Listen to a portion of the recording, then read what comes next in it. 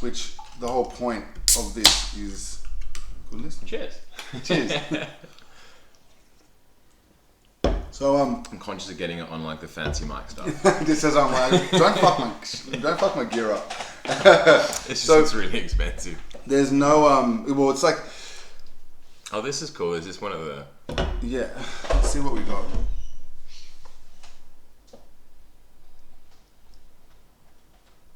I've never done this before. There's other ones. One's clapping. Crickets.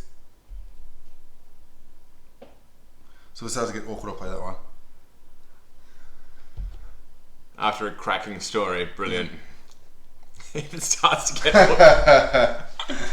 It's pretty cool, hey. Like I'm not a tech guy. Yeah. Like you look at this and you're like, this is fucking impressive, but like this is so not me. Like again, I could have my intro on that where I go like, boom, it just pops up and my song comes on, it's Welcome to Real Life with MG. Yeah. Blah, blah, blah, you know, but I just don't, raw real and just fucking, I'd prefer just to get on this thing and speak, and eventually I'll learn how to use it because it's cost $1,000. That thing alone. Well, it's cool. Like, I think it's kind of funny as well, but you also don't want to be like the over the top, like radio hosty thing with every story, like wow, wow, wow, bing, bing. I know you get to. I mean that can work, but you can make it kind of funny, but like you'll lose some people and gain others. My friend, so you've come all the way from Byron Bay. I have. Well, not for today's episode, but it was nice to be able to. That was one of the reasons. But yeah, so just staying with mum and dad, so that was kind of nice. They've just sold their house though, so it's kind of trippy to be like the house that I was in as a teenager and all that. I'm back in that old room, but it's kind of weird to think that's probably the last time I'll be in that room. So they're auctioning a house this weekend. They're trying to go for the auction, and like it's quite funny. Mum and dad were arguing last night at dinner, like what their reserve is, blah blah blah. Dad wants to do X, mum wants to do Y, and so dad's now like, you're staying in the car.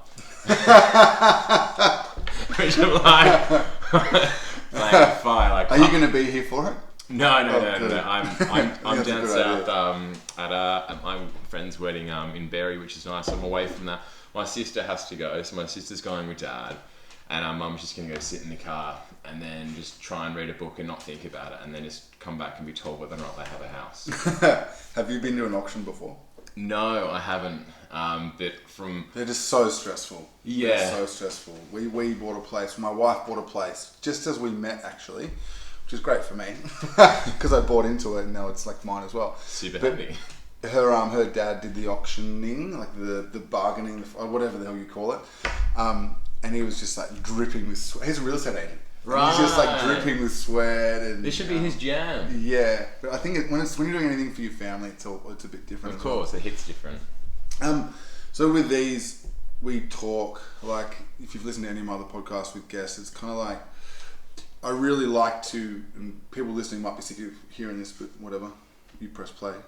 I like to get the headphones and mic on people as quick as I can. Yep. I could literally just slap them on you when you walked in, but it's nice to kind of just get going, get rocking and rolling, because there's just so much to talk about. And I'm going to ask you, look, as you can tell, I've got a blank page here. There's nothing, that's my journal, don't read that. Okay.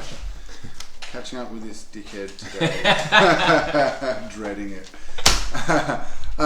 But like, I don't need anything today. Like, you and I had a really good chat over Zoom, Google Meets or whatever. Yeah, that was epic the other day. I remember it's one of those things where, like, in the back of your head, you're chatting. I think we only had 20 minutes, half an hour, and I was really enjoying it. I was thinking in my head going, at this stage here, I'm going to be late to the next thing that I need to do, but I'm enjoying it. And I was like, how late can I be? Because I really want to enjoy this before I'm being too much of a dick and being too late.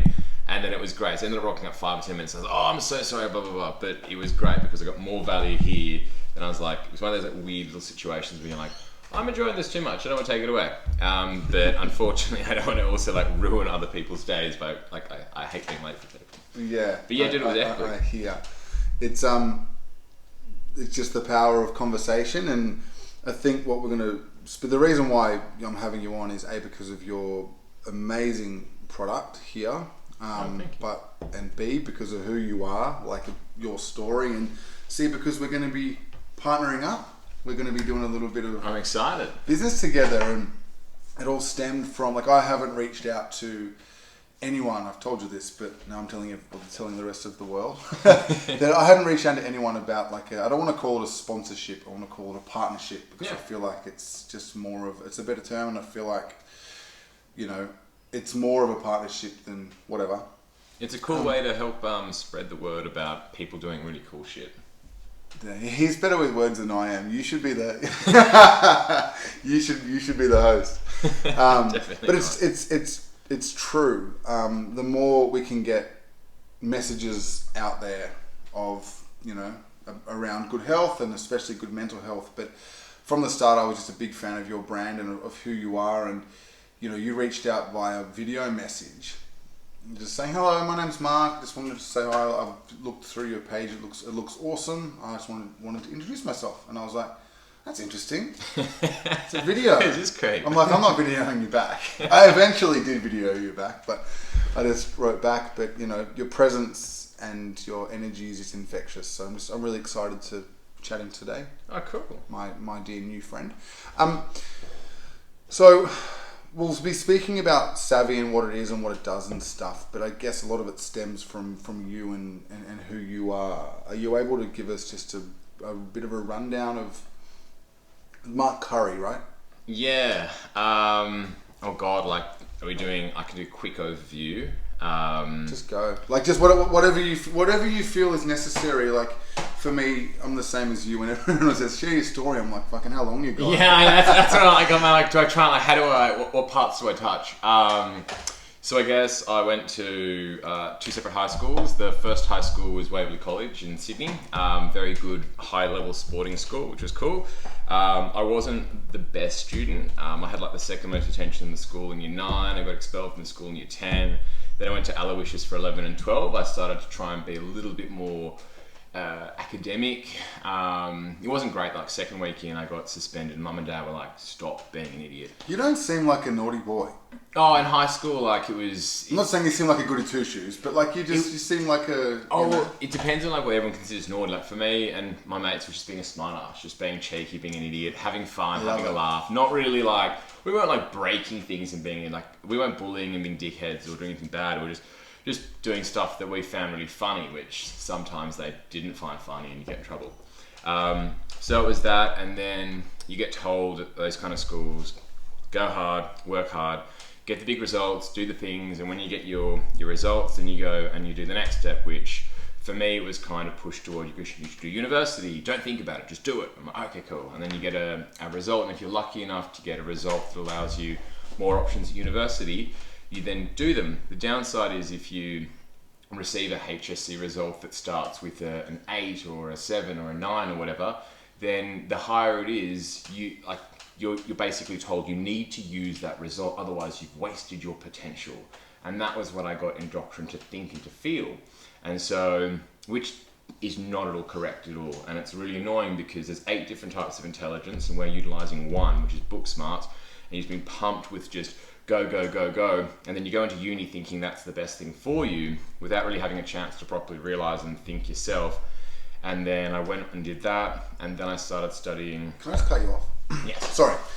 You're going crazy. I love it, but I just needed just to mention something there because I forget about things pretty quickly. But I was on the opposite end. So my results weren't great, and I was deemed a loser and a failure because I didn't get the marks to go to university. Right. So like it's funny to hear the way that you think because it's the same kind of views, but same but different. Yeah, right? Exactly. Like you felt like trapped in your way. I felt trapped in my way, where you just get blindly. People decide what you're doing for you, and it sucks. You're like, oh, okay, that's just what I need to do. What if I want to be a gardener? No, you don't get to be a gardener. You're going to fucking uni. You're going to go do BTS. Because you got a good business. a good result. Yeah. And you're like, right, why? But like you're just doing it. That's what your sister did. It's the right thing. And you're like, okay, cool. Because what the hell? You're there to learn. Like think about how much you learned in high school, and now that you've been out of high school for X amount of years, how much more have you learned about being a human being? you don't learn that stuff in high school. Like, No. There's so many things that you wish you learned a bit more in high school, like how to look after yourself, basic financials, simple basics of mental health and how to look after that, and physical health and how to look after that. Instead, I'm learning about history and chemistry and physics and maths and English. It's like, cool, those things are great, but like, wouldn't it be good to learn like real life stuff? And so you learn that unfortunately much later. And then usually at one stage, if you're lucky enough, there's something that prompts you to start looking into your own stuff and going, what do I really like and why? Like, what's my thing? What's my purpose? What's my interest? Do I have a passion? How do I find that? And like, for some people it's obvious. Some people just like get up and they're like, I want to be a radio host, and they do that. I want to be a sport person, they do that. Others like, which was like me, I'm like, I don't know what I like. I like lots of little things, but like nothing seems like a career, but I'm doing this thing and maybe I should. I don't even know if I like it. And then you just find yourself just getting on by. But you would have had like, how did you circumvent the situation of being like, what do I do if I'm not going to go to uni or college or whatever? How did you tackle that? Yeah, so I loved sport.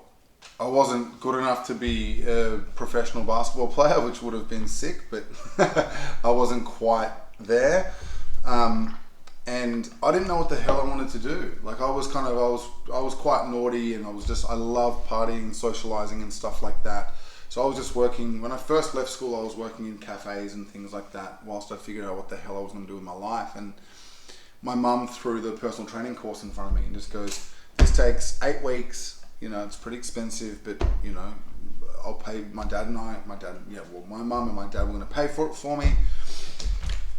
And I was like, cool. And then once I did that, like I straight away thought, okay, this is cool. I get this. Like I was never like a big jacked bodybuilder kind of dude, but like I've always been so caring and wanting to help people. And personal training has led me to podcasting, to, you know, there's amazing connections, running mental health events. So I couldn't be happier with what I did for the dumb person that I was in high school. You know what I mean? So, but you know what I mean. I'm just being silly. But I always had good people skills, and that's my jam. For me to sit down and read a book, like I was diagnosed with ADHD within the first lockdown. I see this psychologist, and she looked at me, and after we'd had a few sessions, she goes, have you ever been tested for ADD? I was like, I don't have ADD. Like, I'm not crazy. I didn't know what ADD was. Yeah. And in school, they'd say it's a thing, it's a big thing. And some of my best mates had it, and they had like help with this and that, and I don't want to say they got bullied because they were big tough guys, but you do look at them like, are they the retards? Sorry to use that term, but like, are they the stupid people or whatever?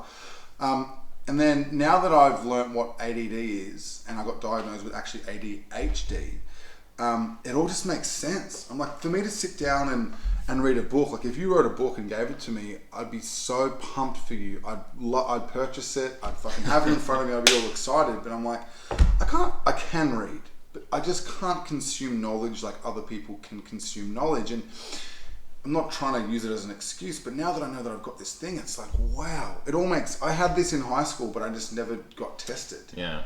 So like always felt like I was smarter than I was.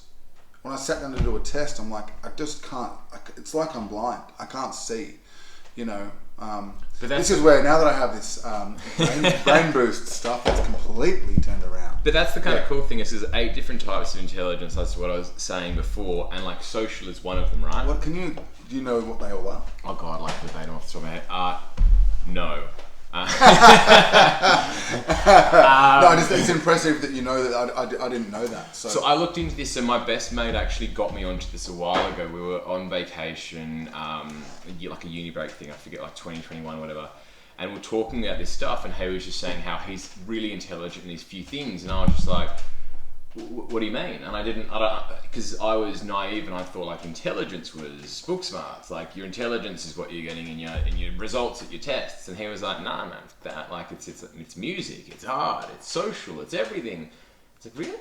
And then I researched, and I'm like, oh crap, like it's real. Like there's so much out there talking about the 8 different types of intelligence, and there's like fluidity of intelligence, for example. It's like quick thinking, like Savvy.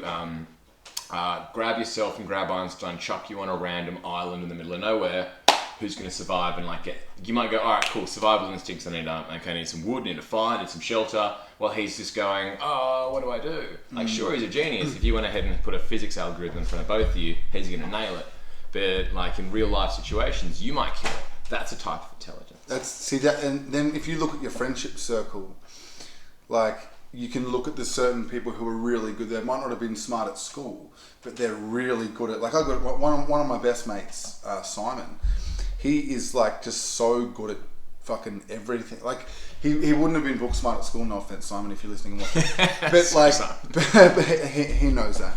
But like, he could come over here right now and fix fucking anything in the house. Even if it's something weird, like there's a leak over here or that's broken, and he just understands that, you know. And I guess listeners and viewers and stuff, have a think about your friendship circle and think about, you know, certain people who are just good at different things. And there's eight types of intelligence. I'm going to look more into this because it's so interesting. Yeah. Because like unfortunately that's where I think the schooling system fails so many kids, because they're hitting the same type over and over, which is like book smart, and its ability to read a particular text or listen to someone speak. So whether it's visual or auditory or kinesthetic, and be able to like adapt that and then apply that. And some people just have that skill in fucking aces, and others just don't. And that's really all there is to it. But then some people pick up sports so quickly. That's a type of intelligence. Social cues really fast. Music really fast.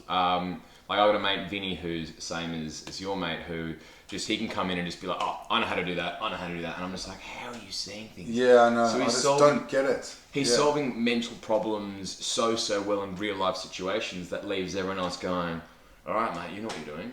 But like, he wasn't excellent in high school. He was probably one of the worst in our year, but he kills it in real life stuff, which is way more important. And isn't it nice when you see people slot into roles?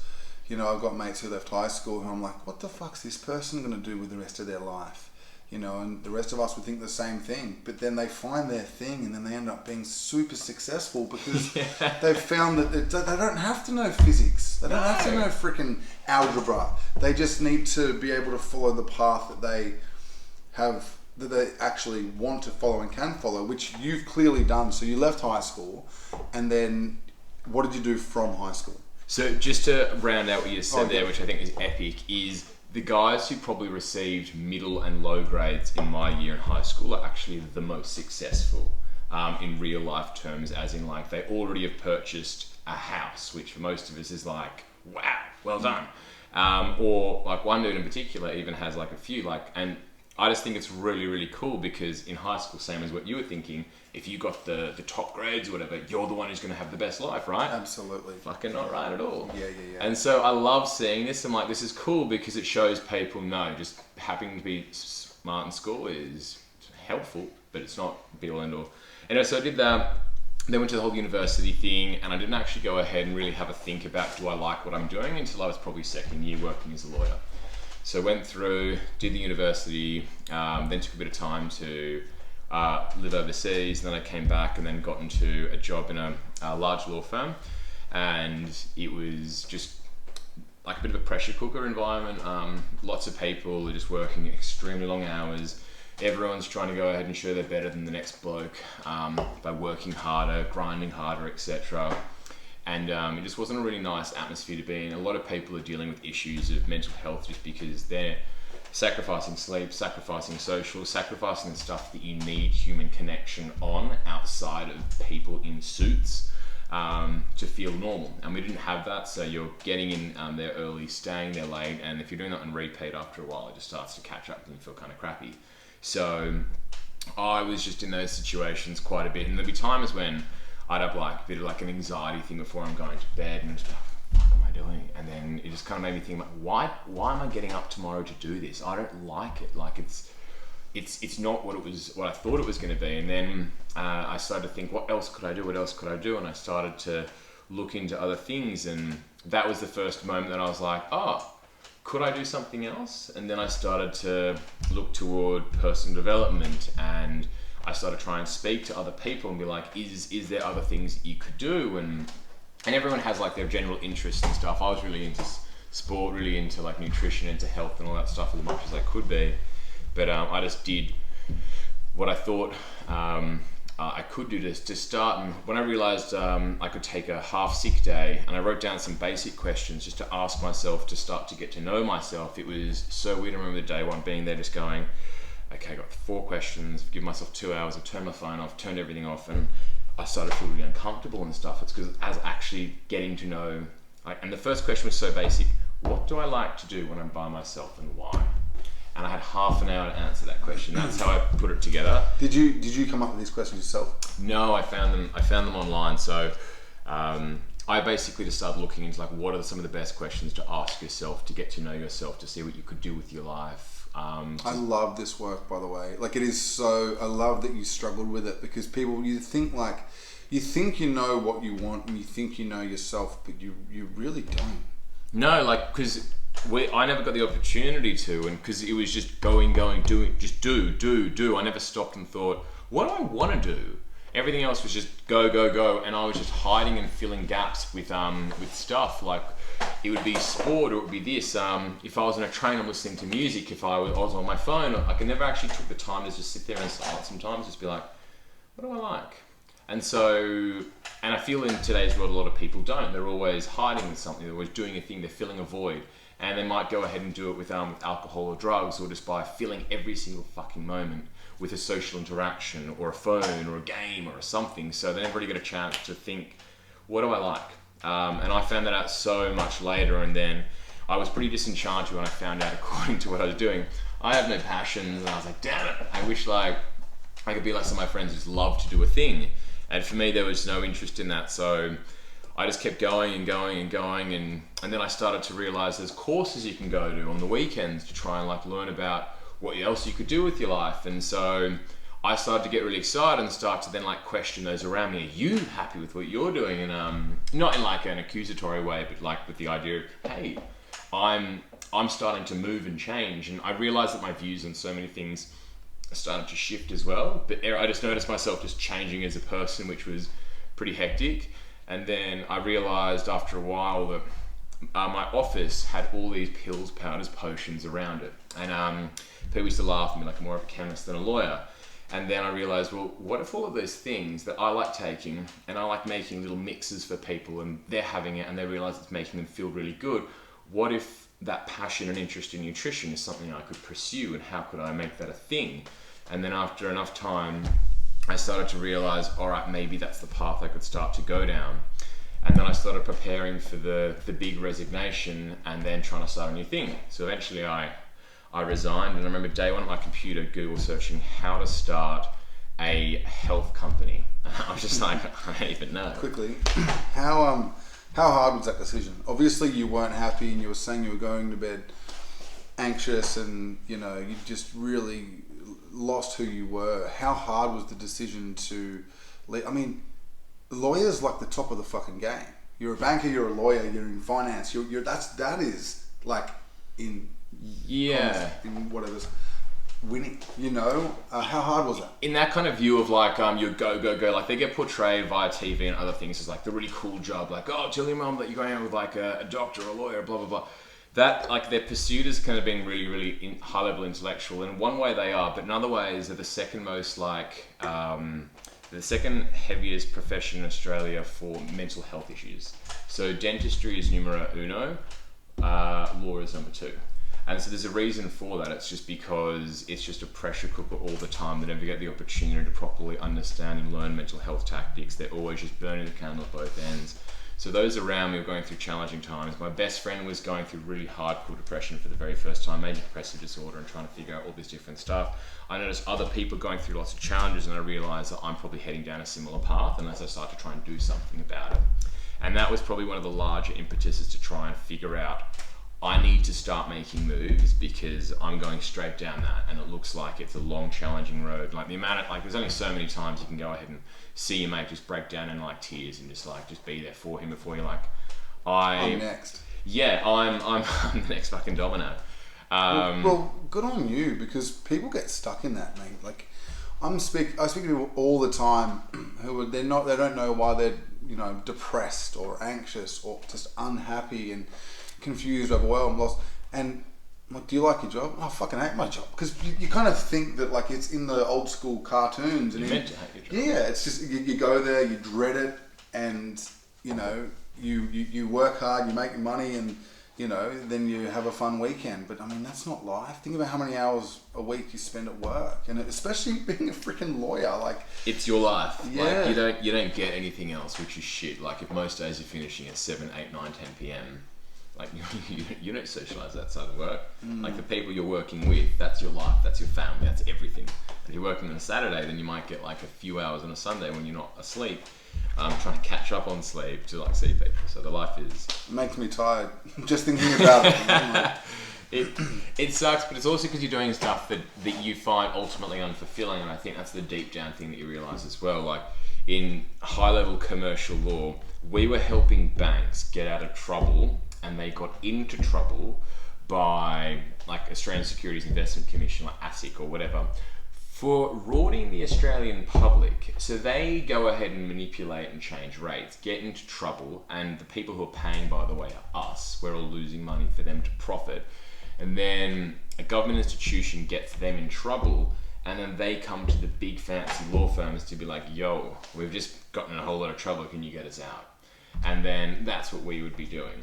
And then I was like, this is crap. But I tried a few other areas of law as well, but they all didn't really feel particularly interesting. And I realized what I wanted to do was ultimately help people. I had worked as an academic tutor for so long, and I just loved influencing and helping. And what I was doing was just so at odds with what person I was. And the shame is as well as when I was working as a lawyer, what I was in high school and what I was going through uni when I really loved helping people, and I did lots of tutoring and I did lots of mentoring, that was becoming a fucking shadow. That person was disappearing as I was becoming this like a shitty shell of a person. And I was like, I miss like what old me used to be. I'm gonna try and rediscover that and also figure out what makes me go, because at the moment I'm not interested in anything. I'm just very, very boring as a person. I wasn't liking what I was and what I was becoming, and I could see what I was turning into as well. And that was probably the main reason why I was like, gotta try to make a switch, gotta make a change. And then I realized, what could I do on a larger global scale as well to really try and help people to avoid that which is why I do heaps of work with like different universities and stuff to try and grab them at the stage when they're hyperplastic and they can change their views and perspectives, and like, hey, like you can still do what you want to do if you want to do it, but like here's some like cool practices to keep in mind. And like there's so many institutions that are doing that, which is great. So you teach more, rather than just having this amazing product, which again we'll get into soon, you actually teach this stuff too, like mental health related stuff. Yeah, like I just find it extremely interesting. Like I don't know nearly as much as someone who's got a huge amount of different credentials and PhDs and masters in all these different areas. All I'm kind of talking about is from a more simple way of working as a tutor or a mentor, and I'm coming across as just more of this is my story and this is what I've learnt from it. But through that sometimes tends to be enough to assist with them. So I might just be the academic tutor that tries to go ahead and go the extra step. So I guess like an easy way to describe it is, say you're a basketball coach, right? Like there's a difference between your basketball coach and maybe someone who is your basketball coach, but they help out with a little bit more than just be on the stuff.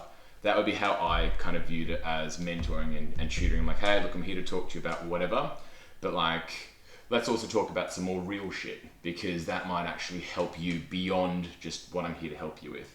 And what's really cool is when you see that actually break through and you see like big shifts for them. And that's what I love to do. And I was like, I want to create something that destigmatizes mental health, but also is a go-to product that people have in between I'm having a hard time and I don't want to have to like result in like pharmaceutical hardcore things, which they do help, but there's so many things in between that and no one knows about them. And I was just like, I want to get all of those things, put them out, and then just make it a mainstream product so people can actually take lowering stress or lowering anxiety or improving mood into their own hands on a regular basis, but also learn why and learn everything about it. So talking about physical health is as normal as talking about mental health. Like that's kind of what I want, because everyone's so happy to talk about, oh, I'm fit, oh, I'm unfit, oh, I'm this, and no one cares. It's like it's such a cool thing to chat about now. I'm overweight, I'm underweight, I'm muscular, I'm not. I want that, but like in a mental health way. So people are so cool to just commonly chat about that. Oh, I'm feeling like this. I'm feeling like that. Oh, why? Oh, have you done this? Have you done? So everyone's got advice for each other about how to keep a good body in check. But I want to have people be at a stage where they can just have a bit of a chat about how to keep their mental health in like cool check as well, and it's fine to talk about. So we are so aligned. There's so many things that you're saying that are just, it's like I'm talking. There's so many things that you're saying that you're using some big words that I wouldn't usually use. But a lot of this stuff, Mark, is just so important. Like, you don't have to be a psychologist to help someone with their mental health. I'm a freaking personal trainer, man. Like, I'll put someone through a great workout, have a really good conversation with them, and they'll leave you feeling $1 million. Their mental health has improved. Mm-hmm. I'm not here saying this is the kind of antidepressant you should be taking. I'm here saying you should be trying to get 8 hours sleep. You should be trying to drink more water, more savvy.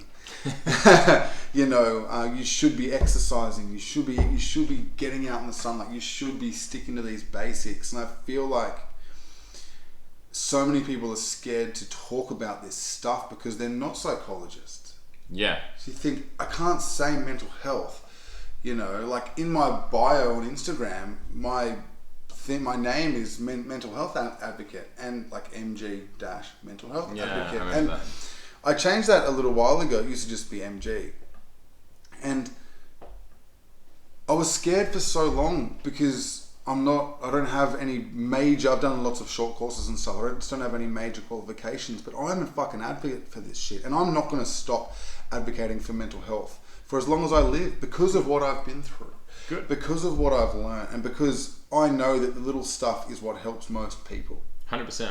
The little stuff. It's not, if someone is very, very unwell, I can spot it because I've been there. And the first thing I tell people is go and get professional help. Mm-hmm. However, make sure you're exercising, eating well, blah, blah, blah. And I can help you with that stuff, but I'm not going to say that you have depression. Again, I can kind of see it in people. Like, when your partner, your brother, your sister, or whatever, you've known these people for so long and they start to change as a person. You think something's going on there. Yep. What is it? Is it an underlying, is it depression? Is it a clinical mental illness?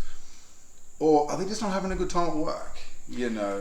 So I think the little guys like us who are stepping in and actually helping people, I think that is a very important part of making this world a happier place. But that's good, and that's so true. And what I love about this, think about like the physical health stuff that like, did you learn how to look after yourself with the basic things about the sleep, the exercise, what works for you, getting out into the sun, all those little things?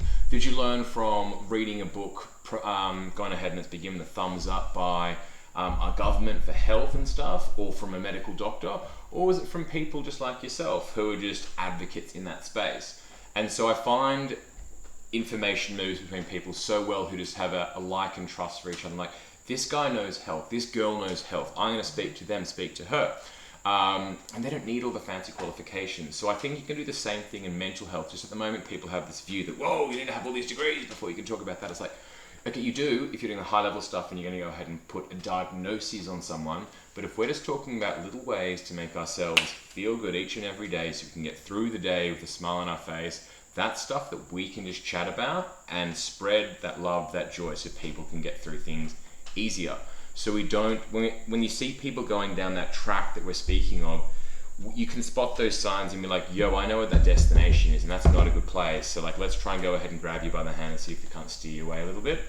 And these are some of the things that I did when I was walking down that track as well, to try and get me to steer away. And it's just trying to give those small little bits and bobs to help. Because you can see it, like maybe your friends are starting to be more of a recluse. I felt myself heaps when I was actually decided to quit the law thing and I was doing the new thing. It was a lot of imposter syndrome, but some of those issues I was changing a lot, but there was still some like underlying things there, and like there was times when I wouldn't go to parties, or if I did, I felt like I didn't fit in, and like it was weird. I suddenly didn't feel confident within my own friendship group and all these things. And so you start to note friends as well if you can see it. So like now, if I spot someone repeatedly not coming to social events, I'm like, there's no real reason why they haven't come to for the fourth time in a row. And I'll note that, and I'll go ahead and I'll rock up at their house, or I'll call and be like, yo, how are things, man? And it's kind of cool because you know as well they're going to be on the defense and they're not going to go ahead and open up straight away. That's standard. But it's nice to go ahead and just let them know that you're there. And then just try and call them 1 or 2 more times. Just keep them on your radar. And then what's really cool is eventually, if you can break through to them, that's awesome. Because then you can help to put them back on a cooler place. So I think if everyone was just a little bit more aware and just looked out for their mates in a slightly better way, beyond having that beautiful thing, are you okay day, but actually took that mentality to an everyday situation, it'd be so much better. And if everyone didn't feel that you can only talk about mental health if you have 1 billion accreditations, but we can all just talk about it, then I think everyone's sense of mateship would be much better and would have way less issues with mental health because we're destigmatizing it by making it a normal conversation. Wow, yeah, look, I couldn't agree more. And I think that people... Sorry, I just went off on a rant there, but... Sorry. This is where the magic comes from. If I have, okay, question, answer, question, answer, question, answer. I mean, we'll get some shit out of this, but when you're actually going, it's why I don't, like I had a guy on the podcast yesterday who's, you know, a massive legend, is doing all these big things, and the stuff that he was speaking about is a bit different to what you and I are speaking about today, and I just let him talk. I had a guy on a year ago, Alex Jallo, who has this story. It's, have you seen the movie Blood Diamond? Yes. That's like his story. It's hectic. Like, he's speaking about like the RUF had him at knife point and his grandma pushed him off and the uncle's got goosebumps. And like, it is next level. Do you think I'm jumping in every few seconds going, oh, so how did that feel like? And you know, he spoke for half an hour, man. And I didn't say anything. I just let him, I had like tears in my eyes and, you know, goosebumps like I just had just then. And these conversations, like I don't have anything written. I've written stuff down since we've been speaking, but I didn't have any questions for you today because this is a conversation and this is how this works. You know, the personality types that we are, we go off on tangents, but it's not like you start speaking about stuff that has no relevance to why we're here. In saying that, unless there's anything else you wanted to mention, are we up to this point yet? I guess we kind of are. We're up to the Savvy. Right? Yeah. So with the getting to this was a long thing. It took like 6 years to get this. So from when I quit law, which is 2016, this has only been out for like it was made at the end of last year in I think it was end of November, start of December. Like literally last year, like it was in like 2021. Yeah, so by the time I actually got like the stuff sent up to me to commence actually doing stuff and selling it was like in the first week of January. So these have only been like a thing like super recently. So, dudes, you are going, cutting you off, I don't care. You are going to be a very fucking big deal. Like I didn't realize that you have only been around for that long. Like, I don't know how you see it, and obviously, you know, you measure your success in different ways and stuff, but I see what you're doing and how loud you are going through UTS, and you know, I saw Matt DeGroot from Nova shouting you out. And, you know, and I'm obsessed, and like all these people, like I feel like you are really on the right path, and like it might sound cheesy, but you're destined for greatness with this stuff, man. Like this stuff. We'll get into it in a second, but this stuff is good for you, but it tastes good as well. Like, I wouldn't have, you're not offering me $1 million to, you know, unless you have $1 million to give me. I wish. To I got a bunch of debt I can give you. But there's just a reason that we have connected, my friend, and there's a reason why I've got you here. And I'm just like, I'm blown away by, it's not an overnight success thing. It's taken you 6 years to develop, and a whole bunch of learnings throughout your years of, you know, in high school and being a lawyer and everything. It's all stemmed to this. But the fact that you're doing what you're doing and you're only a couple months into this thing, such a footy term. Full credit to you, my friend. Like you should be very, very proud of yourself. And I cannot wait. I'm so glad that I got you now. When you blow up, I'm the guy that's like, I was there first. Ah, God. That's if. But I think the main reason why it's been really exciting is what makes this unique is this is the most well-researched product in the world. There's nothing that has over 500 studies proving that this works, which is kind of cool. I made a health product that was made in collaboration with health professionals. So I had a nutritionist, I had a naturopath, I had a dietitian. At one stage we had a neurologist assisting. Like, from what I understand, most health products are just made by people that get a bit of health, use some buzzwordy stuff, get a food scientist to make it taste pretty, and that's it. And like, it's made like super quick. I wanted to go ahead and go ground up with everything, research it. We funneled the whole thing. We're like, all right, what are like the best 50 or 100 best things you could potentially take for mental health, well-being, performance, but isn't unhealthy? Everything needs to be perfectly healthy in organic formats. What can we do? And then we just funnel down until we had like the best of the best of the best.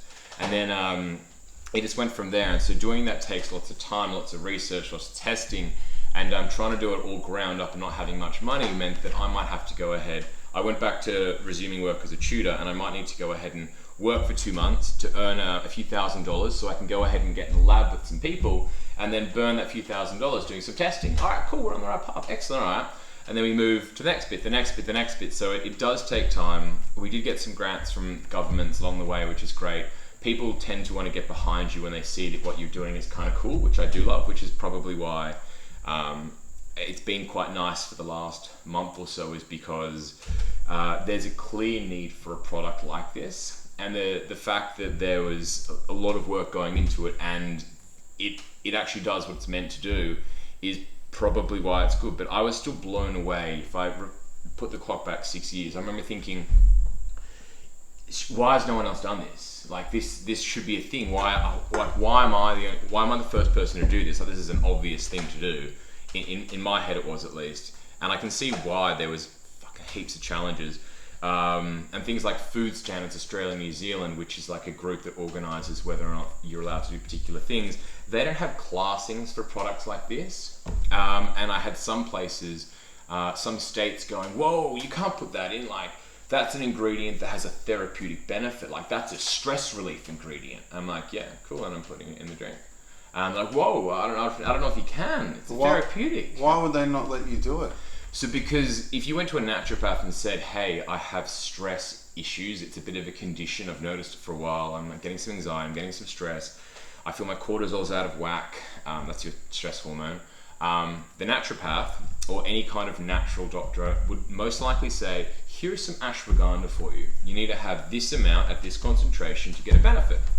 We did that. We have ashwagandha in here at the amount required for a therapeutic benefit. So everything that's in here is at amount according to science to like be able to have a positive benefit to it. And so because we did it took a scientifically validated approach, in their eyes, they're like, whoa, that's like a medicine drink. And I'm like, well, it's not. It's just using healthy things that exist in nature, and we're using them in that same format in the same way as vitamins have a benefit and amino acids have a benefit.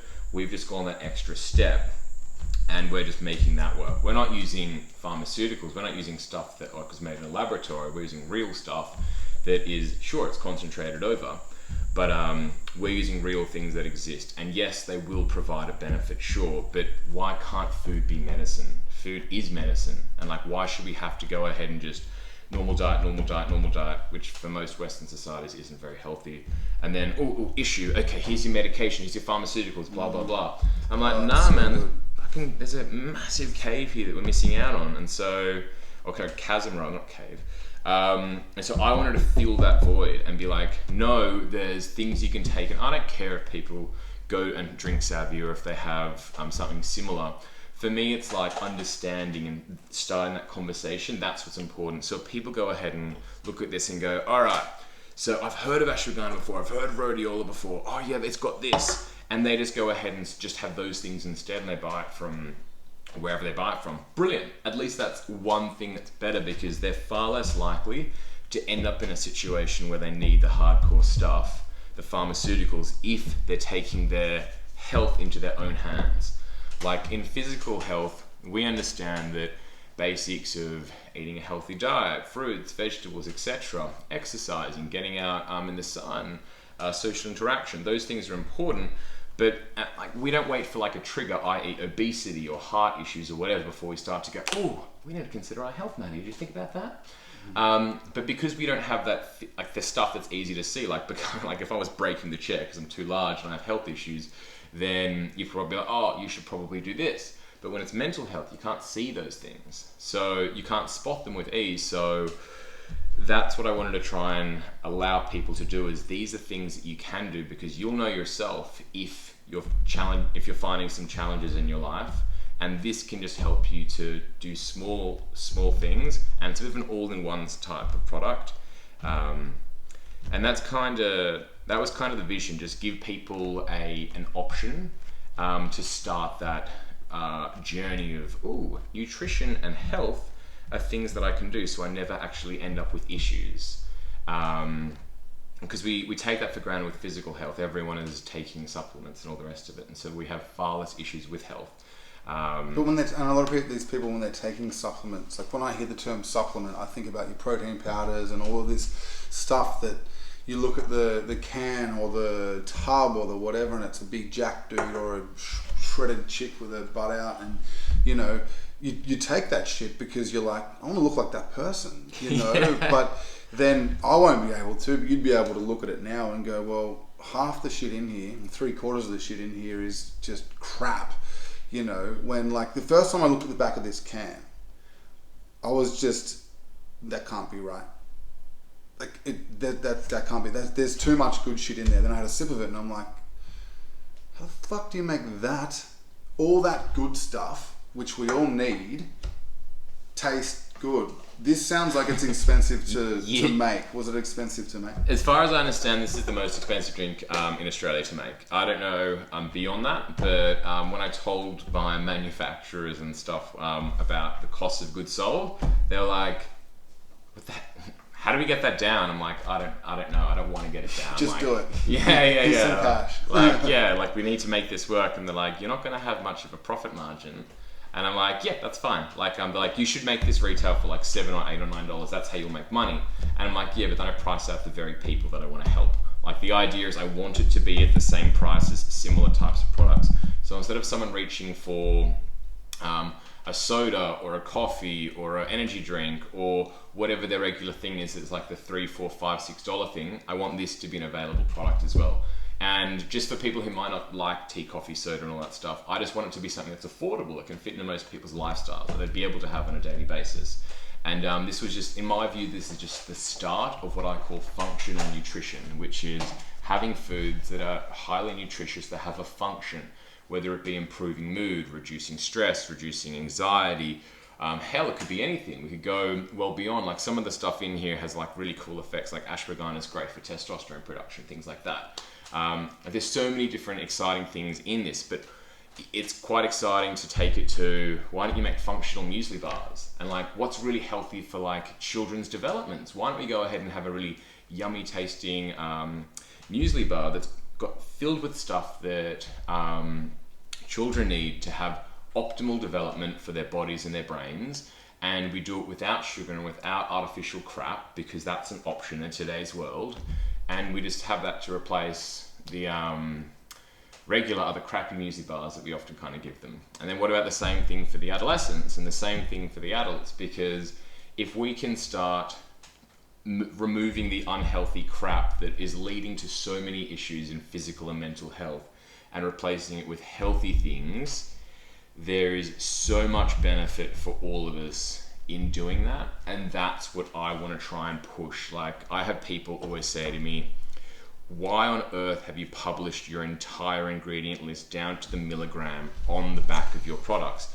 It's on our coffee, it's on our drinks, it's on our website. I have open source all over the website. I list all the 500 plus studies that we use and rely upon, and how we formulated everything down to the amount. I explain what it is, and people are going, dude, someone's going to take your product, someone's going to take your idea. I'm like, they are so welcome to, because this is something that I think should be copied by the larger companies. Every single time that someone doesn't make a a piece of crap product filled with artificial garbage, and they instead go for a real natural and organic product, that's a win for people, because there's going to be a benefit from that. Like what we feed our bodies on a day-to-day basis, what we eat will be reflected in our bodies and our minds over and over and over. And so nutrition is an enormous cornerstone, as is daily practices, to how you feel, both physically and mentally. So if we can start to make changes toward that, the world becomes a better place in terms of how you feel about the world, but also if everyone is in a slightly higher place, reaching more potential, whatever way that is, because they're more physically and mentally switched on, that's something really, really cool. And that's kind of the main goal for like what we're trying to do. We're just trying to build a brighter future for people in whatever way, shape or form their future is. If all they want to do is just like be a taxi driver or a truck driver, like whatever, at least do it with a fucking smile on your dial and enjoy it. Be the best truck driver you can be, right? If they want to just be a gardener, that's great. If a librarian, if we go to the previous stuff we spoke about, doctor, lawyer, engineer, whatever, like personal trainer, gym, whoever they want to be, like the idea is you can just do all those things, but just why not just feel a bit better, feel a bit happier, have a bit less stress, less anxiety, and just enjoy life more. Because if you're a cooler, nicer person, that shit, it kicks off. It's like a beautiful big Mexican wave, right? Where like that kindness and like coolness to people just kind of seems to flow down the path. Like they always make these jokes saying a smile is contagious. Well, like, yeah, sure. So is a cool attitude. So is like a nice vibe, right? That kind of kicks everyone off. Like it might be the smallest of little things, and maybe it was just because that person was in a slightly better headspace because of what they did that morning, what they ate that morning, whatever.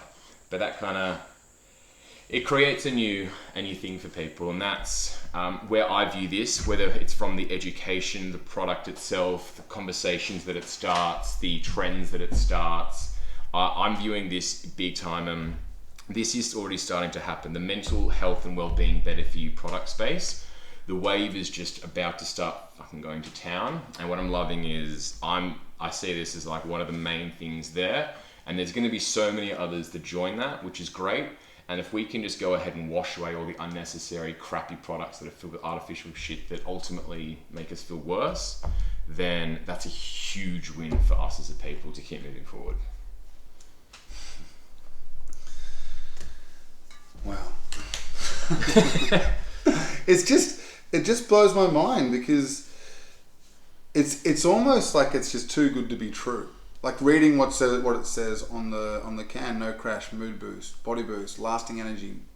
I was going to go reading again. Yeah, so there's yeah, but like the design was made by so how we also did this as well was a partnership with this amazing brand called Famous Soda Co. They do healthy sodas with no sugar, and the two people who are behind that, who are actually a mother and a son. It's a really beautiful backstory as well. Their son was a legend. My friend who's a chiropractor was working on this guy one time, and they got to chatting, and he goes, "Oh, my friend recently like quit his job to start a drink company." And then the guy's like, "Oh, how's he going?" And here's my card. Give me a call. And the guy just wanted to grab a coffee for 2 hours. Just give me some pointers. And like this guy knew his stuff, and I was like, "This is so cool." Then we hung out a few times and eventually became friends. And one day I was like, because he had, at this stage, he was becoming pretty successful. Like, can you help me to do this thing? And yeah, so he helped with the design, the placement, the ability to actually get it in a can, because innovation in Australia is not very good. And also one of the reasons why it took so long was the research. No one knew what half of these ingredients were. I'm like, hey, I want to make a drink that does this. I need to get a food scientist that can make this work. And they're like, nah, sorry. Because as you said before, it's unfortunate, but really healthy stuff tends to not taste very nice. Yeah. And when I had this premix initially and I was trying to get people to make it taste good, they were like, no, sorry. I'm like, cool, thanks. How did that make you feel, and what did you do from there? Like, I just hit walls over and over again. So like my proudest moment to date is just the perseverance through the first like 3 to 4 years when I just got told no over and over and over. People just saying, nut, can't be done. Government places saying, nut, you're not allowed to do that. Just repeatedly just hitting walls over and over and over. And it was just like, nut, I believe it can be done. I think it can be done. I know it can be done. I'm going to try and keep doing it. And then eventually, through working with Michael Pillon from Famous Soda Co., he introduced me to his food tech. And she was up for the task, which was great, because the previous prototype we made in 2019, functionally it was amazing. People would drink and be like, holy shit, this is great. But like, no offense, it doesn't taste good. Like, that's cool, that's alright, we can work with that. And then Steph, who was the food scientist, was actually up for the challenge, and she knew some of these products as well. She was like, I know what this stuff like already is. And so it took ages, and there was so many back and forths and of trialing and testing and the rest of it. And the challenge was I'd have to have like a little bit of a job on the side where I could make the money to pay for her to do the trials. And months and months and months went past until eventually it was at a stage when she's like, I think I've done it. Like, I think, because what I wanted was also like really far-fetched. Like, it has to be natural, has to be organic, has to be vegan. Where do you live, by the way? Byron Bay. I think this goes hand in hand, right? But that's what people, it's not just what people need, it's what people want. Like, people, the more you hear this stuff, natural and organic, you straight away know that's good for me. Yeah. So that's not a lie. I mean, you can put it on packaging and whatever, but like, that is the stuff that is most healthy for you, the natural stuff and the organic stuff. Absolutely. So it's not a ridiculous thing, especially in this. Like, you wouldn't want to be promoting this and going, oh look, it does actually have a whole ton of sugar in it. You know what I mean? And that's why it tastes so good. But it's got all this great vitamins and stuff. You know, it wouldn't have the same effect. I mean, the work that you've put in is just inspiring, and I just can't believe it. Like, I'm sure a lot of this stuff wouldn't go through a whole 6-year developmental. I don't know how long these things usually take, but for me 6 years seems like a long time. The fact that you've stuck to it and gone, no, this is what I'm doing. Have you always had drive like that? Like, do you feel like you've always been a driven person when you believe in something? When I believe in something, yes. You can ask like friends, but yeah, when I believe in something, I get really, really like, nah, this can be done. Especially if I find an interest and purpose in it. But I think it was also just because of where I was in that life and trying to like figure out and find myself. And it was the first time that I actually felt a sense of freedom and liberty and like empowerment. I'm like, oh my God, I can do anything. I can leave law and I can create a new path for myself. And this was the path that I wanted to go down. I can help so many people through this. So because of that, I was just so driven. I had to get it done. And I didn't care that what I had to do was give up my apartment, move back home to my parents, which at like 27 is not a super cool thing to do. And they think, oh, I was having a quarter-life crisis. They're like, you'll get a job, it's okay. And I'm like, I don't want a job. I'm creating my own job. I'm going to make it work. You're like, sure, honey, but you'll get back into the lawyer game soon. You'll be okay. You'll be okay. So there's lots of times when that was just crap, and I had no money. There's periods where I was on the doles. Like, there was heaps of times when it was like a low. I had no money. I couldn't afford to do things. Like, I'd have friends, oh, let's go to this party. I'm like, dude, like, I don't even have $100 spare to go to dinner. So nah, sorry, I can't. And so that was like annoying. I wouldn't be able to go overseas and afford all these things. But it's because what I was focusing on was, in my mind, more important than that. So it was like, nah, sacrifice for a couple of years, grind hard, get it done. That's where I wanted to try and go. And hitting all the no's and no's and no's, I'm like, I'm already at a stage when like, it sucks to hear a no, but like, I can't get much like lower than this. Like, unless like my parents turfed me out and I had to go into some kind of like housing thing, like my quality of life was just making this work, like no matter what. It's what it was always driven to do. So yeah, when I heard no, I'd be like, all right, that's just something I need to get my head around. Like, there's a yes in there, just you don't know it and I don't know it, but we'll find a way. And then we eventually kind of got through it all, and it took a long ass time to get done. But I think also that was great because within that time it gave me an opportunity to learn and to pivot and to figure out that I wanted the whole time, as you were saying before, it to be perfect. It had to be premium in every single way, but not have the premium price tag that stops people from being able to afford it. So that was really important, because I hate it to be something where they're going, oh gosh, like it's amazing in every way, but it's got this and that's crappy. I didn't want any of that. And like, we did a glass bottle in 2019 for the prototype, which was great. And then Australia stopped recycling glass, which is why I've gone with aluminium, because you recycle aluminium.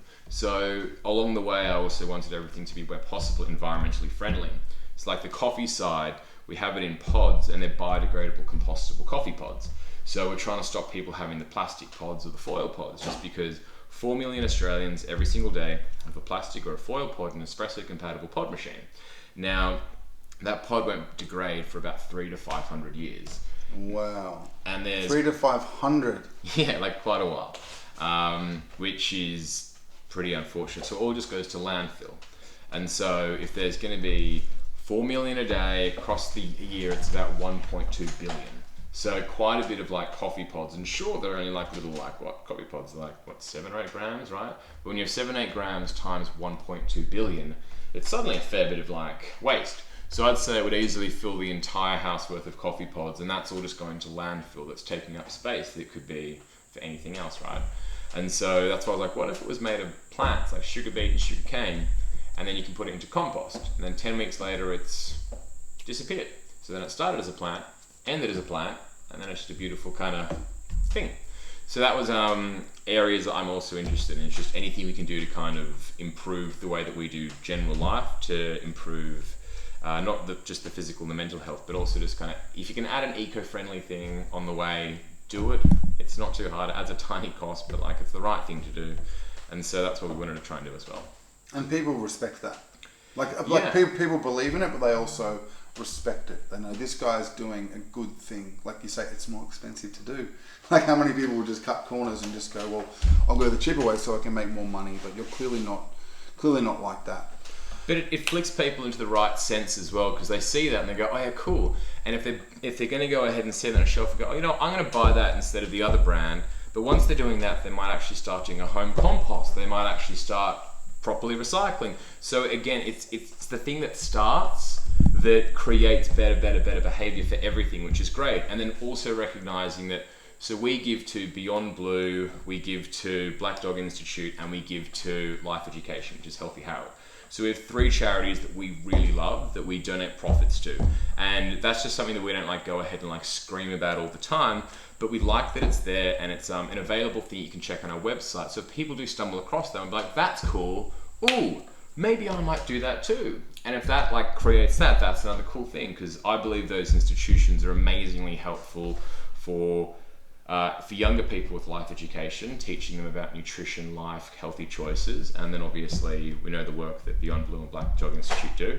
So that's again just something. So everything is aimed at starting a conversation, starting a healthy ritual, starting a better life, and whether it does or it doesn't is fine for each individual, but hopefully it creates a rhythm and it starts to snowball, and then the future society is just one that is more robust in every single way.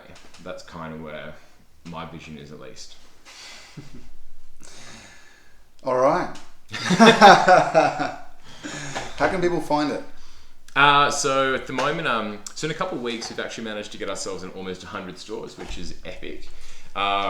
So it's in a bunch of health food stores, it's in IGAs, it's in spas, it's in night owls, it's in quite a few little like health style shops as well. It's in Anytime Fitnesses. We're going to go into universities soon, which is great. But as for like all the shop lists, I'm going to put that all online soon. But otherwise, just going to the website.